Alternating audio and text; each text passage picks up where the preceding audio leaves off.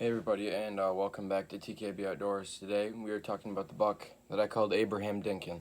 I called him that for 2 years, and I finally shot him this last year, but we didn't find him right away. As you guys know, I shot a buck in November, and we are going to go over the story of this buck here. Okay, so this story kind of started out 2020 at the start of the rut. I got this little buck showing around. He was a 6-point. I knew if he made it, he might be a good 2.5-year-old. And after like November 26th, I didn't see him for the rest of the year, never found any sheds. And I didn't really know what happened to him. So I ran cameras all summer, and I finally got him on a different camera that I've never put. I never had a camera in that location. And all of a sudden there was tons of bucks back there, and he was one of them. And I had him in velvet, I had him in normal, just hard horn pictures. And I saw him early season. October 10th was like the last time I saw him, and then I never saw him again. So I just kept hunting that spot because there was a bunch of other good bucks. There was a really wide 8-point. There was this buck. There was a lot of other weird bucks. There was this one palm buck, just a 4-point, but he had palms, so I thought he might be a pretty cool buck to shoot. But anyway, come Halloween, I'm out there for 15 minutes, and he comes out chasing a doe. And that's the first time I've ever seen anything like that. And he was a good buck. I knew I'd shoot him in a heartbeat. And so I got a doe bleat out, and I hit it, and he wasn't having it. He just kept chasing that doe out of the camera, out of everything. I don't really have any good footage of it. He never got close, but I did see him that day.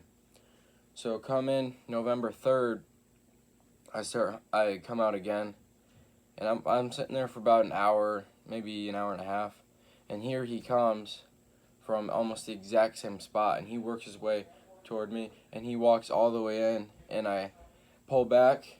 He kind of runs back a little bit, does a little circle, comes back, and I pull the trigger on my release, and it bounces off a limb, and it hits him in the neck. Now, I thought I hit him perfectly, but I did not. And I went back and looked at the footage, and I did not hit him well at all. And that just was not how I wanted to end my bow season, which basically ended my bow season. I hunted maybe once after that. So, we looked a lot late that night. We looked the next day, and we just could not find him we couldn't find him at all. And I knew I hit him in the neck, and we knew if he was going to die, it'd be of infection. So, I didn't really give it much thought. I thought he might be able to, I thought he might have made it or something like that, and he did not.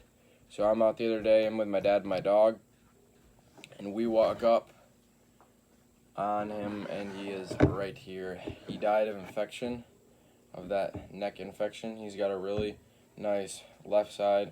The right side's not great, but as you guys have seen the footage, it's not a great shot at all. I don't know how it happened.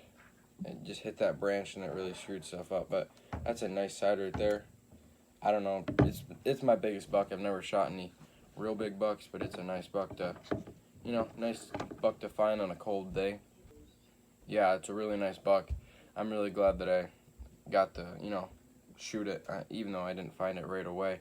But at least I got to find it. At least I got, to get this. Once we clean it up, it'll be a nice Euro mount. Yeah, so that's this buck. You guys have seen the footage. I'll play it back for you a couple times in this video. Yeah, this is my shed hunting season so far.